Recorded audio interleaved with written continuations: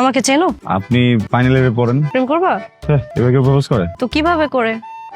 ফুল দিয়ে, হাঁটু গেড়ে, দুতুপুতু হয়ে করে? এক দিলে ইটস ওকে, কিন্তু আপনি যদি সিরিয়াসলি আমাকে প্রপোজ করেন তাহলে খুব লজ্জা হইতেছে, আমার একদমই জমতেছে না, বুঝছেন?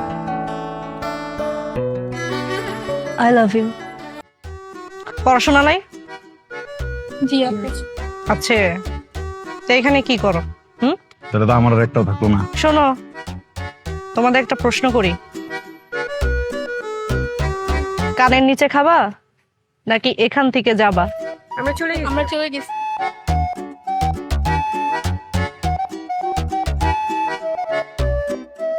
কতটা লাগে? এই এদিকে।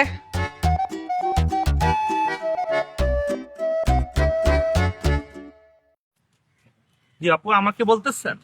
না, তাহলে এই গ্যাপ পড়া, এই জায়গায় থাকো, বাদ বাকি যাও।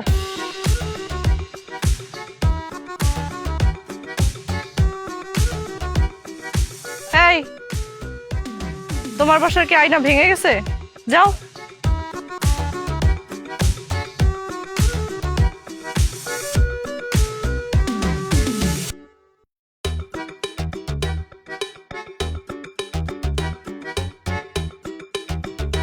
আমাকে চেনো?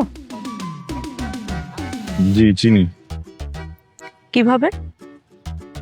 আপনি ফাইনাল ইয়ারে পড়েন, আমাদের সিনিয়র আপু। ফাইনাল ইয়ারে পড়ি সেটা ঠিক আছে, বাট যে সিনিয়র এটা ভুল। ফেল টেল করি নাই তো, তাড়াতাড়ি উঠে গেছি। প্রেম করবা? সরি? কি আনসার দাও না কেন? প্রেম করবা?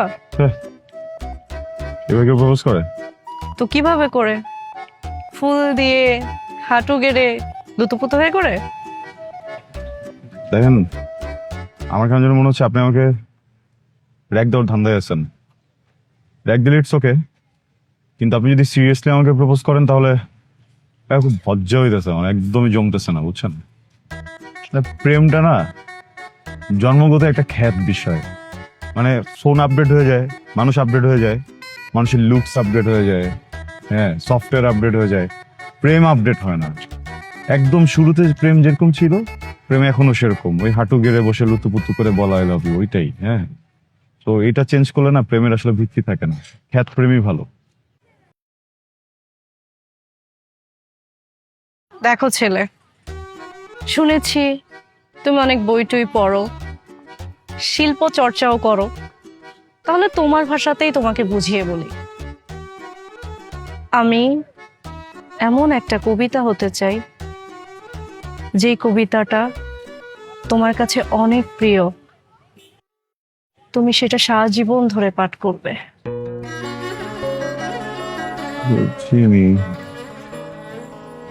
বুঝিয়ে দিচ্ছি।